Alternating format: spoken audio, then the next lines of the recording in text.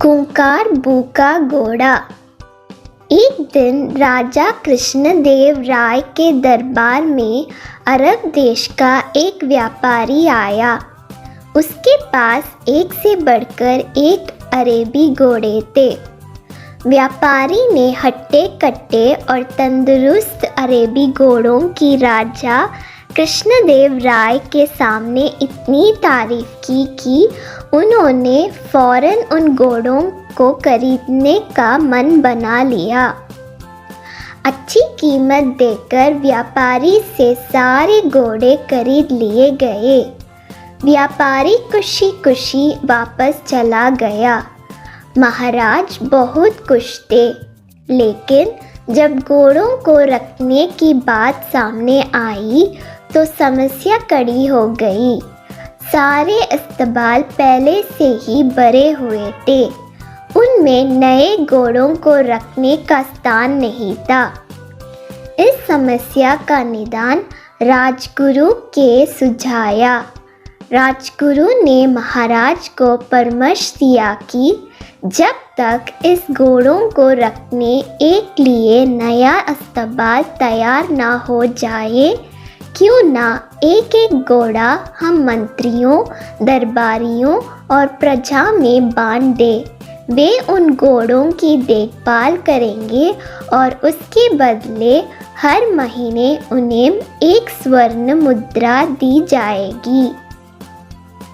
महाराज को राजगुरु की ये सलाह जांच गई और उन्होंने वे घोड़े अपने मंत्रियों और दरबारियों में बंटवा दिए।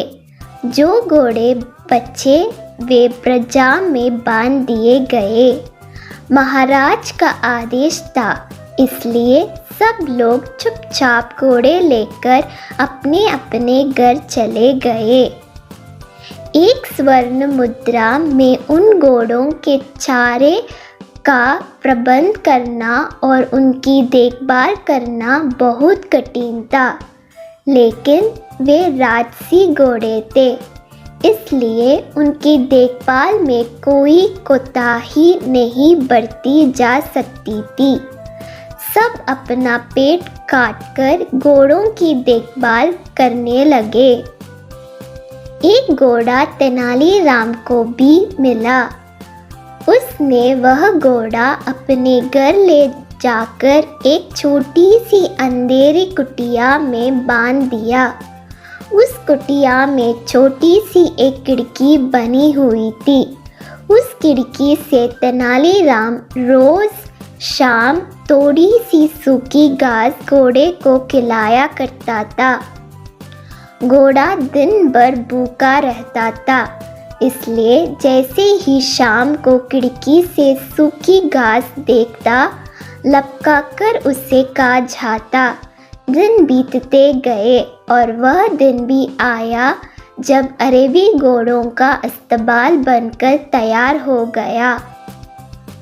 जिन मंत्रियों, दरबारियों और प्रजा के पास अरेबी घोड़े थे, उन्होंने चैन की सांस ली। इतने दिनों में घोड़ों के देखभाल के कारण सबके घर का बजट बिगड़ गया था। कईयों पर कर्ज चढ़ गया था। खैर, वे घोड़े लेकर राजमहल पहुँचे। इधर तेनालीराम जब राजमहल पहुँचा तो उसका घोड़ा नाधारत था। महाराज के पूछने पर वह बोला, महाराज क्या बताऊं, वह घोड़ा बहुत ही ज़्यादा खूंखार हो गया है। किसी पर भी हमला कर देता है। मुझ में तो इतना साहस नहीं कि उसके अस्पताल में घुस पाऊं, इसलिए मैं उसे नहीं ला पाया। महाराज कुछ कहते इसके पहले राजगुरु बोल पड़े, महाराज, तेनालीराम की बात पर विश्वास नहीं किया जा सकता। अवश्य घोड़ा सही सलामत नहीं है, इसलिए तेनालीराम बहाना कर रहा है। हमें वहां जाकर वास्तविकता का पता लगाना चाहिए। महाराज ने राजगुरु का कुछ सैनिकों के साथ तेनालीराम के घर जाकर घोड़ों को लाने का आदेश दे दिया। राजगुरु सैनिक लेकर तेनालीराम के घर पहुंच गए। साथ में तेनालीराम भी था। तेनालीराम ने उसे वहां कुटिया दिखाई जहां घोड़ा बंधा हुआ था। राजगुरु जब कुटिया के पास पहुंचे तो तेनालीराम बोला, राजगुरु जी संभाल के, घोड़ा सच में बहुत खूंखार हो गया है। अब पहले खिड़की से उसका मुआयना कर लीजिए। राजगुरु ने भी सोचा कि पहले खिड़की से ही मुआयना कर लेना उचित होगा। वह अपना मुंह खिड़की के पास ले गए। दिन भर से घोड़े ने कुछ खाया नहीं था।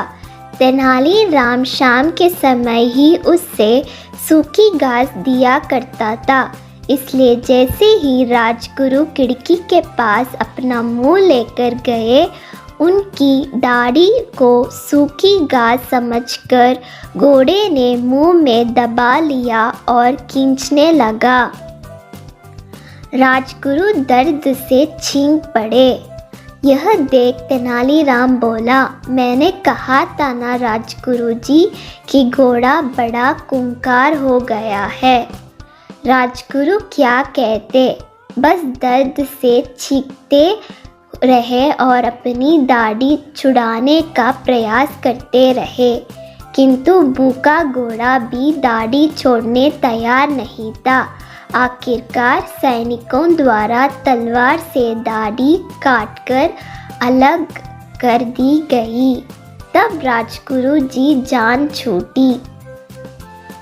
उसके बाद राजगुरु ने सैनिकों को आदेश दिया कि वे घोड़े को पकड़कर राजमहल ले चले। घोड़े को राजमहल में महाराज के सामने ले जाया गया। राजा ने जब घोड़े को देखा तो आश्चर्यचकित रह गए। इतने महीने ढंग से कुछ खाने पीने को ना दिए जाने के कारण उसका शरीर सूख गया था और वह एकदम मरियल दिख रहा था। अपने घोड़े की ये हालत देख महाराज बहुत क्रोधित हुए और तेनालीराम से बोले, ये क्या हालत कर दी तुमने घोड़े की? तेनालीराम बोला, महाराज, एक स्वर्ण मुद्रा में मैं इससे जितना दाना पानी दे सकता था उतना मैंने दिया। बाकी लोग आपके डर से अपना पेट काट काट कर घोड़े की देखभाल करते रहे। वह आगे कहता गया, महाराज, राज्य के राजा का धर्म प्रजा की देखभाल करना है, ना कि उन पर अतिरिक्त बोझ डालना।